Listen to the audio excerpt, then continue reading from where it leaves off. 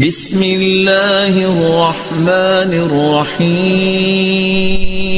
یہ دولت، یہ سونا، یہ جو کچھ ہے، آنکھ بند ہوئی، یہ کیا ہے؟ مٹی۔ چائنا والوں، چائنیز کا قبرستان ہے، اس میں جو چائنا کے بڑے بڑے دولت مند ہوتے ہیں نا، ارب پتی، ان کو یہ غم ہوتا ہے اب یہ مرنے والے ہیں، ایسی بیماری لگ گئی، اب ہم بچیں گے نہیں، تو یہ کروڑوں اربوں روپے کا ہوگا کیا؟ تو وہ ہوس دیکھو، ہوس۔ ہمارے پاس تو اسلام ہے یار، ہوگا کہ ہم تو پہلے سے تیار ہیں، ختم۔ کیا ہے؟ جو آخرت میں بھیج دیا وہ بچ گیا، جو اپنے پاس ہے وہ کیا ہے؟ ختم۔ کیسی پیاری ہمارے پاس ہدایات ہیں، غیر مسلموں کے پاس ہدایات، گائیڈنس ہی نہیں ہے۔ نبی صلی اللہ علیہ وسلم گھر میں آئے نا، امی عائشہ سے پوچھا کچھ کھانے کو ہے؟ انہوں نے فرمایا کہیں سے ہدیہ آیا تھا تو میں نے وہ سارا صدقہ کر دیا، ایک بکری کا پتر بچا ہے تھوڑا سا، باقی سارا کیا کر دیا؟ صدقہ، یہ بچ گیا ہے تھوڑا سا۔ تو آپ نے فرمایا وہ بچ گیا ہے، یہ ختم ہو جائے گا۔ نہیں آ رہی بات، سائڈوں سے گزر رہی ہے۔ وہ بچ گیا ہے، ٹھیک ہے نا؟ کیسی تربیت! گھر میں کھانے کو روٹی ہے نہیں، جو ہے وہ بھی کیا ہو رہے ہیں؟ صدقے ہو رہے ہیں۔ امی عائشہ کو پتا تھا کہ میرے میاں اس سے خوش ہوں گے کیونکہ وہ بھوکا رہنے کے عادی ہیں۔ اب جو خواتین سن رہی ہوں گی بیان، وہ اپنے میاؤں کے ساتھ یہ سلوک نہ شروع کر دیں، وہ پہلے ہی بیچاروں کو ٹائم پہ کھانا نہیں ملتا، ٹھیک ہے نا؟ تو ہر ایک میاں اس طرح کی چیزیں افورڈ نہیں کر پاتا نا، جیسے ہے، جیسے میاں مارکیٹ میں چل رہے ہیں اسی حساب سے آپ کو چلنا پڑے گا۔ وہ ایک حضرت حکیم اختر صاحب رحمہ اللہ تعالیٰ سے کسی نے کہا کہ حضرت پہلے زمانے کے جو لوگ تھے، یہ مجھے چائنا کے سونے والی قبرستان والا واقعہ رہ نہ جائے، کہ حضرت پہلے زمانے میں جو پیر و مرشد بزرگ ہوتے تھے وہ تو کئی کئی ہفتے بھوکے رہتے تھے، جو کی روٹی کھاتے تھے، پھٹے پرانے کپڑے ہوتے تھے۔ آج کل کے پیروں کو دیکھو، بزرگوں کو دیکھو، اور لینڈ کروزر میں گھوم رہے ہیں، ایسے نفیس کپڑے پہنے ہیں اور خوراکیں بھی بڑی ٹائٹ چل رہی ہیں۔ تو حکیم اختر صاحب فرماتے ہیں کہ انہوں نے ایک واقعہ سنایا کہ حضرت عمر رضی اللہ تعالیٰ، یہ جو خلیفہ ہارون رشید تھا نا، اس کا دور تھا، اس کی بڑی شاہی سواری تھی، بڑا بادشاہوں والا پروٹوکول۔ تو ایک شخص نے اس کے گھوڑے کی لگام پکڑ کے پوچھا کہ تم افضل ہو یا حضرت عمر بن خطاب افضل تھے؟ اس نے کہا عمر بن خطاب کا کون مقابلہ کر سکتا ہے بھائی، وہ تو سب سے افضل تھے۔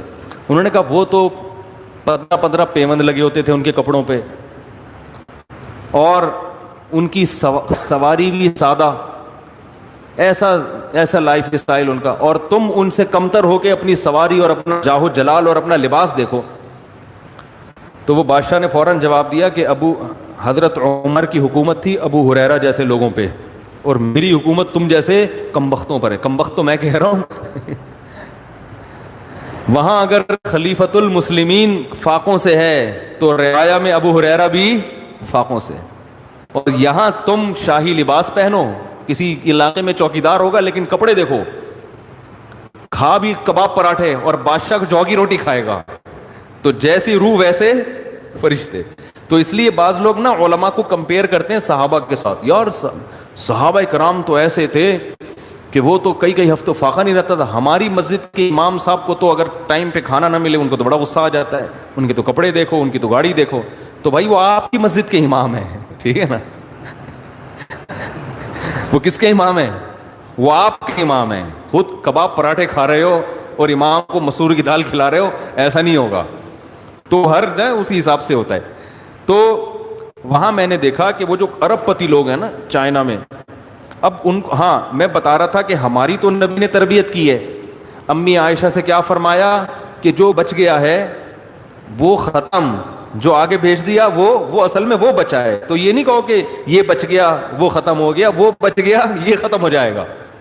اب جس کا یہ جذبہ ہو وہ اس کو قبر میں لے کے جائے گا، اسی طرح ختم ہو جائے، یا تو کھا کے ختم کر لو یا صدقہ کر کے، کھا کے بھی اپنی باڈی پہ لگ جائے گا، استعمال میں آ جائے گا، عبادت ہو جائے گی، کچھ لوگوں کے ساتھ خیر خواہی ہو جائے گی، نہیں تو صدقہ کر دو۔ لیکن جس کا آخرت پہ یقین نہیں ہے وہ کھر بھی بچائے گا، وہ اس کھر میں سے بھی آدھا کھائے گا آدھا بچائے گا، کہ انویسٹ کرو، انویسٹ، اس کھر سے بزنس شروع کرو، جس گائے کے کھر نہیں ہے وہاں لگاؤ یہ جا کے اور اتنے پیسے لے لو۔ وہ ایک پاکستانی جا رہا تھا نا ٹرین میں، ایک سامنے چائنیز بیٹھا ہوا تھا، چائنیز کے مچھر آ کے یہاں بیٹھا، اس نے اٹھا کے کھا لیا۔ اس نے کہا اچھا کسی کام میں آ گیا مچھر، ان کے یہاں کوئی کوئی وہ اتنا بڑا مسئلہ نہیں ہے.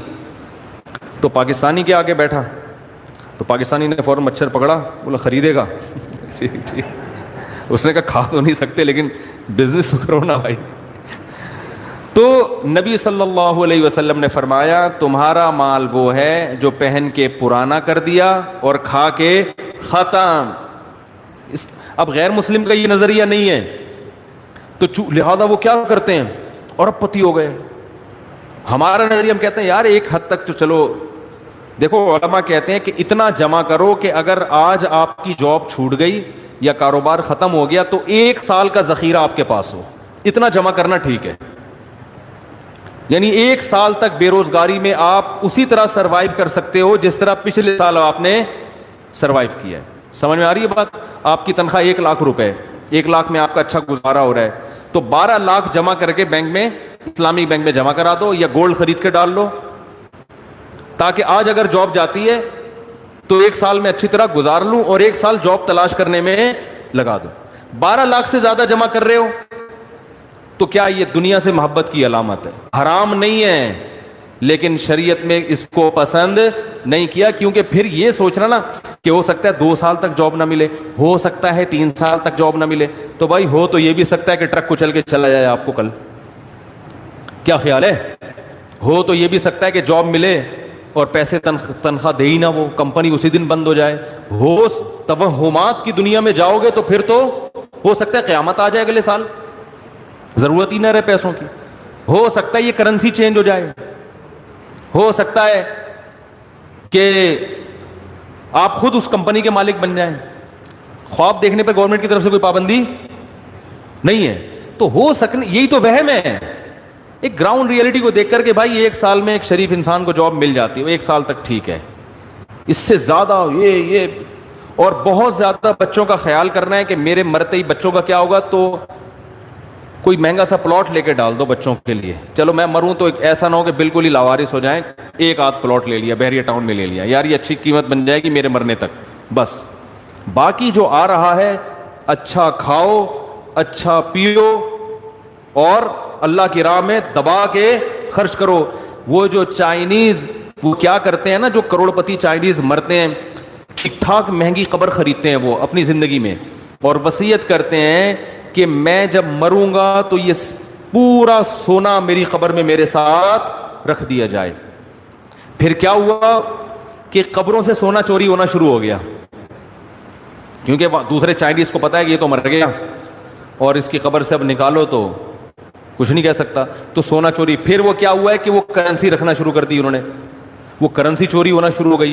تو پھر قبرستان کی انتظامیہ نے قبرستان کی ایک الگ سے کرنسی نکالی. جیسے ڈالر ہے نا, 1 لاکھ ڈالر ہے آپ کے پاس, تو وہ ڈالر لے کر آؤ گے تو قبرستان والے اس 1 لاکھ ڈالر کے بدلے میں آپ کو برزخ کی کرنسی دیں گے, جو ان کے خیال میں ایک ایسی کرنسی چھاپی ہے جو اس کا عوض ہے. وہ کرنسی چلتی نہیں ہے, لہذا اسے کوئی چوری نہیں کرتا. وہ یہ ہوتا ہے کہ ڈالر کے بدلے میں یہ کرنسی خریدی گئی ہے, اس کی اتنی ویلیو ہے, یہ مردے کے ساتھ قبر میں بچھا دی جائے گی. اس مردے کو تسلی ہوگی کہ پیسے لے کے جا رہا ہوں میں. تو اس سے پتہ چلتا ہے بھائی قبر میں ساتھ لے جانے کا جذبہ یہ کافروں میں ہم سے زیادہ ہے. تو وہاں تو نظر آ رہا ہے کہ یہ کرنسی کو بھی کیڑے کھائیں گے تیرے ساتھ ہی. تو اللہ نے کتنا اچھا آپشن دے دیا. اللہ نے فرمایا بھیجو آگے, صدقہ کرو, خیرات کرو. جو برزخ میں کرنسی چلتی ہے وہ نیکیاں ہیں, میں خود بخود یہ ڈائیورٹ کر رہا ہوں اس میں, یہ خود بخود کنورٹ ہو رہی ہے. نہیں آ رہی سمجھ میں؟ جتنے پیسے بھیج رہے ہو نا یہ وہاں کنورٹ. اور رمضان میں پیکج 1 روپے کے 70 روپے بھی مل سکتے ہیں, 700 بھی. رمضان میں کرنسی ریٹ کیا ہے؟ زیادہ ہیں بھائی. ڈالر کبھی اوپر جاتا ہے کبھی نیچے آتا ہے نا. آج کل کرنسی ریٹ, عید کا چاند نظر آتے ہی یہ ریٹ دھڑام سے نیچے گرے گا. صدقے کا ریٹ بھی کم, نماز کا ریٹ بھی کم, زکوٰۃ کا ریٹ بھی. یار کو لے کر آؤ بھائی, کو ڈنڈا منڈا لے کر آؤ یار. کم بولنے میں کیا جا رہا ہے یار. دیکھو پنجاب میں جب خطابت ہوتی ہے نا وہ زبردست لوگ ساتھ دیتے ہیں. کراچی میں عجیب بجھے بجھے سے لوگ ہیں, اتنی شرافت بھی اچھی نہیں ہے. تو نماز کا ریٹ عید کا چاند نظر آتا ہی کم ہو جائے گا, زکوٰۃ کا ریٹ اللہ کے ہاں کم, روزے کا کم, ہر عبادت کی جو ابھی جو کرنسی ریٹ چل رہا ہے نا, وہ عید کا چاند نظر آتے ہی کم ہو جائے. رہے گا 1 کے 10 تو رہیں گے پورے سال, 1 روپے کے 10 روپے تو پورے سال ملیں گے. رمضان میں تو اور زیادہ بڑھا دیتے ہیں اللہ تعالیٰ. تو بھائی ہم نے بھی انویسٹمنٹ کرنی ہے. کہاں کے لیے؟ قبر کے لیے, آخرت کے لیے. دنیا سے دل نہیں لگانا. تو اگر دنیا کمانی ہے کس کے لیے؟ اللہ کے لیے. بیوی سے محبت کرو سنت سمجھ کے, نبی امی عائشہ سے محبت کرتے تھے تو اللہ کا حکم ہے.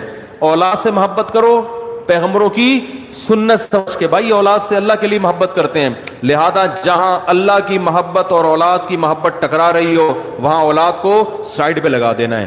ابراہیم علیہ السلام کو اپنے بیٹے اسماعیل سے کس قدر محبت تھی, اللہ نے حکم دیا ذبح کر دو. یہاں اللہ کی محبت اور اولاد کی محبت ٹکرا رہی ہے تو کہا کہ اللہ تیری محبت کو پہ کمپرومائز نہیں کر سکتا. ذبح کرنے کے لیے لٹا دیا, کاٹ دوں گا, گردن کاٹ دوں گا. تو اور بیٹے کو محبت بھی تھی اپنے باپ سے. کوئی بیٹا چاہتا ہے باپ سے بچھڑ جائے, لیکن جب ابراہیم علیہ السلام نے بتایا کہ اللہ کا حکم ہے تو کہہ رہے ہیں کہ کاٹ دیں, چھوڑ دوں گا دنیا, ماں کو بھی چھوڑ دوں گا, باپ کو بھی چھوڑ دوں گا. سب سے پہلے کون ہے؟ اللہ. تو یہ مطلب ہے لا الہ, بولو بھائی, سب کچھ نکال دو, صرف کون؟ اللہ. تو اللہ سے جذباتی محبت پیدا کرنے کی ضرورت ہے, اور اس کے لیے اللہ کی محبت کا ٹیسٹ گین کرنا پڑے گا. جیسے ڈیو کا ٹیسٹ گین کیا تھا. ڈیو لیا تو کیا لیا, وہ آتا ہے نا, ڈیو نہیں لیا تو کچھ بھی نہیں لیا, وہ کچھ ایسے اشتہار آتا. ڈیو پیا تو یو فون تم ہی تو ہو. ٹھیک ہے. اب دیکھو یہ ایسے ایسے نعرے لگا لگا کے نا کس کی محبت کا ٹیسٹ گین ہو رہا ہے؟ یو فون کا. 24 گھنٹے کچھ بھی ہو, اب پتہ نہیں اشتہار آتا ہے نہیں آتا, یو فون تم ہی تو ہو. تو اللہ کی محبت آئے گی یا یو فون کی آئے گی؟ ہر وقت you phone you phone you phone you phone. پتہ نہیں کون سے آج کل اشتہار زیادہ آ رہے ہیں, میں تو ٹی وی دیکھتا نہیں ہوں, ورنہ تو یہ ایڈ چلتے رہتے ہیں نا. ایک ہی ایڈ کو کمپنیوں والے بار بار گھما رہے ہوتے ہیں کہ ہر تھوڑی دیر میں یہ والا لانا ہے. تو ہوتے ہوتے اب ہمارے بچے ملک کا ٹیئر کا نا کارٹون دیکھ کے ملک کا ٹیئر بار بار کہ ابو ملک کا ٹیئر لے کر آئے. اور میں کہتا ہوں بھائی ڈبے کا دودھ ہے اللہ کے بندو, لیکن کیا ہے سن سن کے ڈبے کے فضائل سن سن کے چاہے ڈبے جیسے بن جائیں, مگر اسی کے عادی. جو چیز سنتا رہتا ہے سنتا رہتا ہے سنتا رہتا ہے سنتا رہتا ہے, اس کی محبت کے چشمے پھوٹنا شروع. تو اسی طرح بار بار جب ذکر کریں گے بیٹھ کے بار بار بار بار بار بار اللہ کا نام, تو آہستہ آہستہ اللہ کے نام کی لذت حاصل ہونا شروع ہو جائے گی. تو بھائی کوشش کریں گے کہ نہیں کریں گے؟ تو 2 کام کرنے ہیں. ایک اپنے آپ کو ذکر اللہ کا عادی بنانا ہے, دوسرا اپنے آپ کو دعا کا عادی بنانا ہے. دعا تو مخ العبادہ ہے. 24 گھنٹے میں کم سے کم 1 مرتبہ ہاتھ اٹھا کے تسلی سے دعا مانگا کریں, اس میں دل لگے یا نہ لگے. ابن سیرین رحمہ اللہ کا ایک قول ہے کہ میں نے اپنے آپ کو 20 سال تہجد پڑھی ہے, میں نے عادت ڈالنے کے لیے 20 سال تک میرا تہجد میں دل, بولو بھائی, نہیں لگا. 20 سال کے بعد مجھے عادت پڑی ہے اور ایسی لذت تہجد کی ملی کہ دنیا کی ہر چیز اس کے سامنے ہیچ. تو بڑی بڑی قربانیاں دی ہیں پہلے لوگوں نے 20 سال تک. تو آپ 20 سال نہیں لگیں گے انشاءاللہ. آج کل لوگوں کی قوا کمزور ہیں, تھوڑے دنوں میں عادت ہو جائے گی اللہ کا نام لینے کی. تو اللہ سے نا عشق والی محبت, جذباتی محبت, اس کی ضرورت ہے. اور یہ ضرورت پیدا ہوتی ہے, یہ جذبہ کب پیدا ہوتا ہے؟ جب انسان ذکر کثرت سے کرتا ہے. تو تبھی دیکھو نا علماء کہتے ہیں نا کہ جو دین کا علم رکھتے ہیں ان کی 2 قسمیں ہوتے ہیں, خشک مولوی اور ایک تر مولوی ہوتا ہے نا.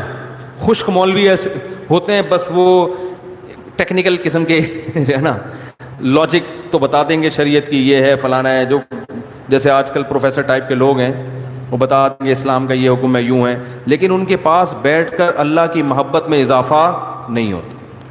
لیکن اللہ کی اہل اللہ کی تعریف کیا بتائی ہے کہ جب ان کو دیکھا جائے تو اللہ یاد آ جائے. تو صحابہ کرام کہتے ہیں ہم جب نبی کی محفل میں بیٹھتے تھے دنیا و ما فیہا سے بے خبر ہو جاتے تھے. تو اللہ کا ذکر کثرت سے کرنا پڑے گا اس کے لیے، اور دعا کا اہتمام کثرت سے. لا الہ الا